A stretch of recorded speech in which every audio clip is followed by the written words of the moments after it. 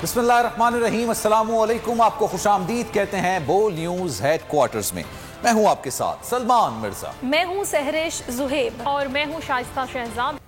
और खबरों का सिलसिला आगे बढ़ाते हैं। गर्मी में गैस की कमी, सिंध में 8 रोज के लिए सीएनजी स्टेशंस बंद कर दिए गए हैं।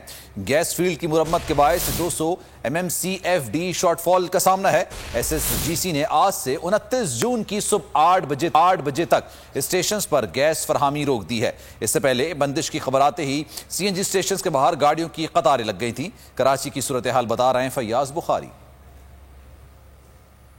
जी बिल्कुल, इस वक्त हम एक CNG स्टेशन पर ही मौजूद हैं और सिंध भर के तमाम ही CNG स्टेशन जो हैं उनमें अब गैस नहीं मिलेगी और कराची के शहरी हो या दीगर शहरों के जो भी अगर अपनी बस या गाड़ी में या रिक्शे में अगर CNG डलवाना चाहेंगे तो उन्हें मैसर नहीं होगी। इस वक्त भी गाड़ियों की लंबी कतारें CNG स्टेशन पर अब तक मौजूद हैं, जो कि अब 7 दिन और 8 घंटों के लिए जो है वो CNG बंद कर दी जाएगी। मजीद हम लोगों से भी जानते हैं का ये आलम है कि पहले दाल सब्जी ये चीज़ें चिकन आवाम की पहुंच से दूर हुआ, अब उसके बाद ये CNG की बारी आ गई है। वो सही क्या करते थे कि साइंसदान ऊपर से चांद से देख रहे हैं कि कतार एक लंबी सी, तो बाद में पता लगा जी CNG की लाइन है ये। तो CNG रिक्शा की बात की जाए तो उसमें पेट्रोल का कोई सिस्टम होता है, कश नहीं भी होता। दोनों चलता है लेकिन पेट्रोल पे भाड़ा नहीं खाता। CNG 8-8 दिन बंद है, बहुत परेशानी है हमारे को। इस वक्त लंबी कतारें जो है वो लगी हुई हैं। जो दाखिल हो गए हैं उन्हें CNG दी जाएगी और जो बाहर दरवाजे के बाहर रह गए होंगे उन्हें CNG अब नहीं मिल सकेगी।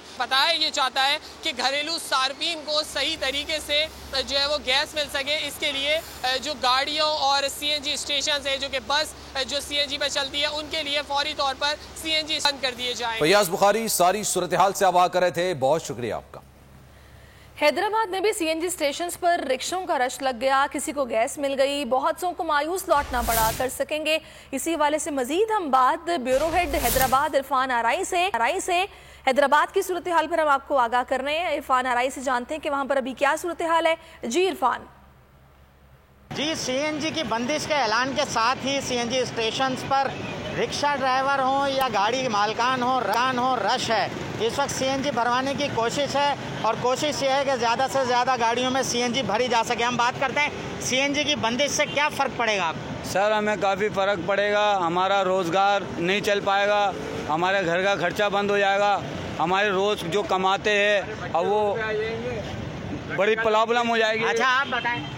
बच्चे रोड पे आ जाएंगे, गैस बंद हो जाएगी तो और क्या होगा? आपको सोचे ना। पेट्रोल पर क्यों नहीं चलता? पेट्रोल पे सवारी किराया देती, पेट्रोल भाड़े में नहीं आएगा। कौन सा पेट्रोल कौन सा सस्ता है? रिक्शा चलाने वाले हैं, जो मजदूर हैं, वो कह रहे हैं कि खर्चा पूरा नहीं होगा, पेट्रोल पर गुजारा मुश्किल होता है। एक हफ्ते के लिए जो बंदिश है इस पर हैरान भी हैं, परेशान भी हैं और अपने बच्चों के रोज़गार के लिए वो कोशिश कर रहे हैं कि जितने दिन भी ये CNG 1-2 दिन चल सके भरवा लें और सिलेंडर इजाफी तौर पर ज़्यादा से ज़्यादा। बहुत शुक्रिया इरफान आराई।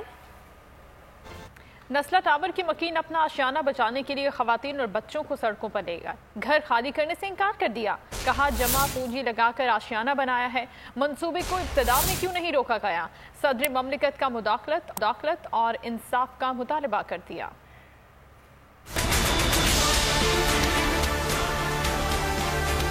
नस्ला टावर के मकीन अपने आशियानों की हिफाजत के लिए पुरअज़्म। बिल्डिंग के रिहायशियों ने अपने घर खाली करने से इनकार कर दिया। शहरियों ने सवाल उठाया कि प्रोजेक्ट अगर गैर कानूनी था तो मंसूबा इब्तिदा में ही क्यों ना रोका गया। अब कोई बिल्डिंग गिराता है तो गिरा दे, वो यहाँ से नहीं जाएंगे। इंसाफ चाहिए जज साहब से, मैं अपील करती हूँ, जो नहीं फैलाने का हमको इंसाफ चाहिए। जब सारे डॉक्यूमेंट्स लीगल हैं, हमने सब देख के खरीदे तो आप ये कर दें।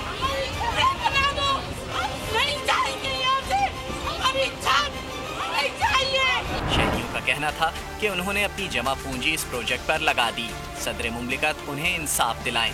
शहरियों का कहना था कि हुकूमत इस मामले का काबिल कबूल हल तलाश करे।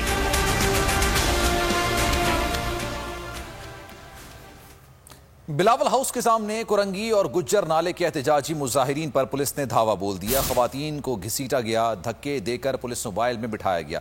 खवातीन समेत मुतादिद मुजाहिरीन को हिरासत में लेने के बाद रिहा कर दिया गया। मुजाहिरीन का घर के बदले घर 2 का मुतालबा।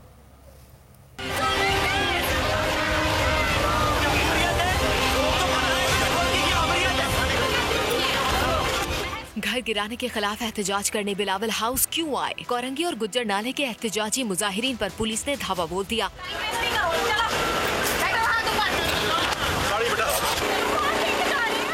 खवातीन को घसीटा गया, धक्के देकर पुलिस मोबाइल में बिठाया गया, पेशावर मुजरिमों की तरह थाने में डाल दिया गया। प्ले कार्ड्स थामे मुजाहिरीन बिलावल चौरंगी पर एहतजाज कर रहे थे। घर के बदले घर दो के नारे लगा रहे थे।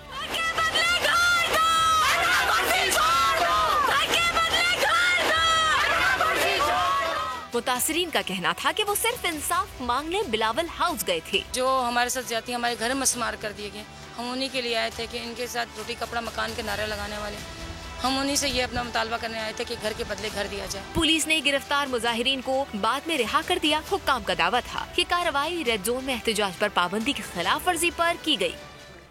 किसी को बेघर करना आखिरी ऑप्शन होना चाहिए। Chairman people's party Bilawal Bhutto ने कराची में तजावुजात के खिलाफ ऑपरेशन की दबे अल्फाज में मुखालिफत कर दी। सिंध असेंबली में बेनज़ीर भुट्टो की सालगिरह की तकरीब से खिताब में कहा कि अदालती हुक्म पर ही तजावुजात के खिलाफ ऑपरेशन हो रहा है। गरीबों को बेघर करने का पूरी मईशत पर असर होगा। आईनी हक पर सौदेबाजी नहीं करेंगे, विफाक से सूबों के हकूक छीन कर लेंगे।